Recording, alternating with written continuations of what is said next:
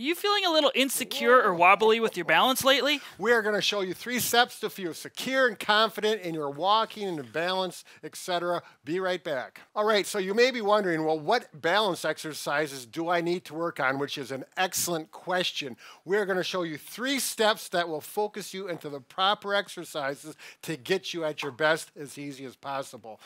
Now, these are very functional activities we're going to show you that you may be doing in everyday life. So these are very necessary activities to master before trying anything more advanced. And you don't have to spend hours a day doing it.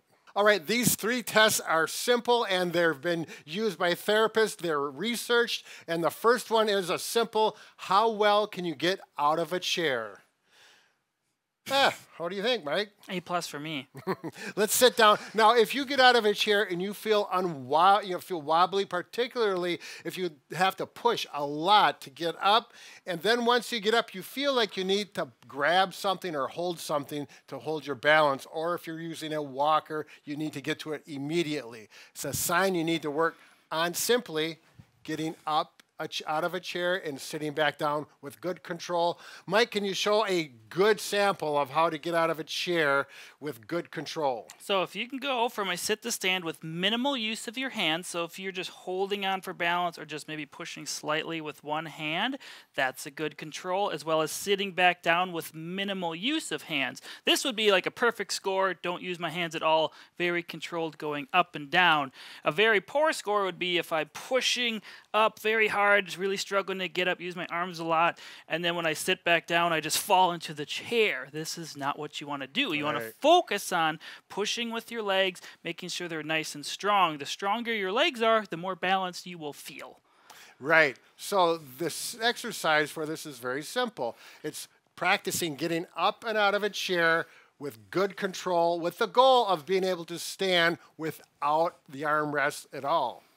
So what you may want to do is, if you have a walker, you would put that in front. If not, you could put a chair. Now, a chair like this would not be recommended. You want something a little more sturdy, but for video, we're going to use this so we understand it. So go ahead, Mike.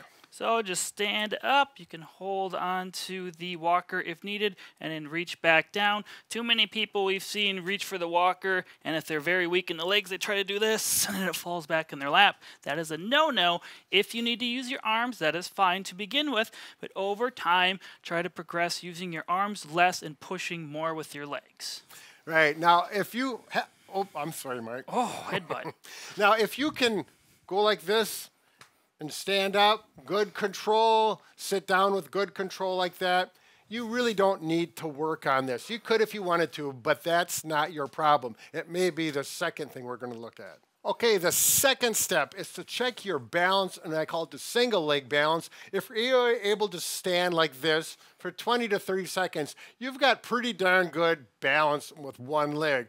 Now, this is where I always did it in the clinic. If someone could only stand for 1 or 2 seconds and they were wobbly, had to grab something, grab their walker, put their foot down, you definitely need to work on your balance only with one leg. So, Mike, go ahead. If you have a walker, it works good for something to hold on to. Yes, so use a walker, cane, whatever you need for balance. Maybe do it at a countertop if you feel unsteady. Now what I'm going to do is try to stand on one leg. If you need to just put fingertips down for pressure just to make sure it's there, that is fine. If you're really leaning, you can do that if you need to early on, but try to focus on bearing the weight through your leg and focus on your balance. You can even just hover your hands here if you're feeling a little more balanced than others may be. So you're going to do this for 20 to 30 seconds, and then you're going to switch sides. If 20 to 30 seconds seems impossible to you, you can start with 5 to 10 seconds. Just focus on maintaining balance, and you may notice one leg is worse off than the other.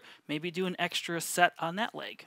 Now, one trick that I found works really well when you practice this is your vision. In other words, pick out a focal point, one spot, maybe I watch something on the countertop, and just focus on that. Relax your breathing, make a tremendous difference on your balance. Try it.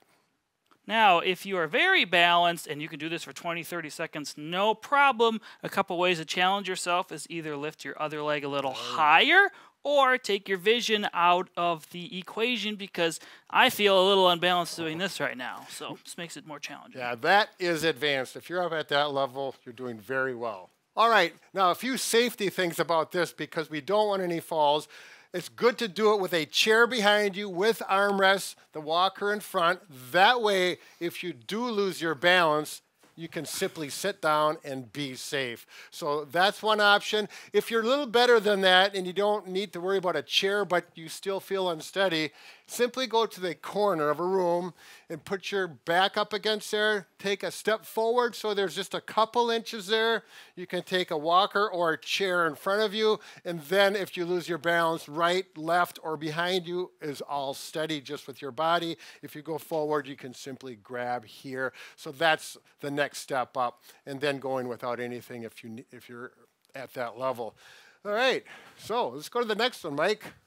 All right, the third test is a little more complicated, a little more comprehensive, if you will. This is something you do not do by yourself. Get back over here. Not that far yet, Mike. Okay, he's anxious. So, as a 360-degree turn, you do not try this by yourself. And if you do it, there has to be at least one person, able-bodied person with a really good balance. Two is even preferable. It's done in front of a chair, and you use a gait belt or a belt that the person can hold onto. Now, the best way to do it is with two people, one person on this side, another person here that can hold, and the chair behind. So we'll give a perfect score. Mike, just demonstrate a 360. He can do it. Very confident, no problem whatsoever. If you can do that, you don't need to do the exercises to improve it. Now, if you turn around and you start feeling like you need to grab, or I need to grab here to kind of the hold, if I feel like he is unsteady, I've done this many times with patients, I'm holding onto the gait belt and they do not pass the test. Again, if you don't feel comfortable with this, you don't have enough people, you do not do it. We can just actually set this one off to the side. Then I'll tell you how we work with correcting this instability. All right, some exercises to do to help yourself to get more steady. If the 360-degree test is difficult, we're going to do some side stepping. You'll do this by a countertop. This is a little bit low, or you can do it by a handrail. I'll pretend this is a handrail. Maybe you have a railing in your house that you can use. Mike is holding onto it, and simply sidestep slowly, carefully, and make sure that your feet clear the floor. They're not dragging. It's very steady. There you go. Thanks, Mike. We do not want that. Lift up the feet. Feel very controlled. When that feels comfortable, you can use two hands to start with and then go to one hand. Okay, now Mike is going to go retro walking or walking backwards, holding on, making sure you know where your feet are. So if I'm helping Mike, I'm kind of watching to make sure his feet don't bump into each other. Now, if that's the case, I would be standing right next to Mike, holding on to the belt. Again, if you don't have another person to help you with this, you do not do these exercises if you're that unsteady. Finally, to work on actually turning, as if you're in the kitchen to turn to get something, go back the other way, put a walker in front of you or a cupboard, a chair behind you, and a person helping, holding onto the belt if needed, and simply take your time. Be aware of your feet. It's nice to have the walker there, actually, because you have to have awareness so your feet do not bump into the wheels or the legs of the walker. It's the same thing as in the kitchen where you're walking through where there's maybe chairs, cupboards, anything, maybe the dog dish. You have to be aware of your foot and your feet where they are so you don't stumble and fall. Again, always a second person using something so you feel very comfortable, very safe. Otherwise, you simply do not do it by yourself. All right, so work on these 1 or 2 times per day, and never work on them more than 5 minutes at a time. Now, keep in mind, if you do have bad balance, you're not going to see improvement in 1 or 2 days. Work on these consistently at least 6 days per week. In 21 days, you will notice some difference. And if you want to check out more videos on how to work on your balance, say these were all easy for you, this other video has 12 different balance activities you can try. Just click on the link on the screen. Right. It's actually a plethora of balance exercises. A plethora. Bob and Brad, the 2 most famous physical therapists on the internet.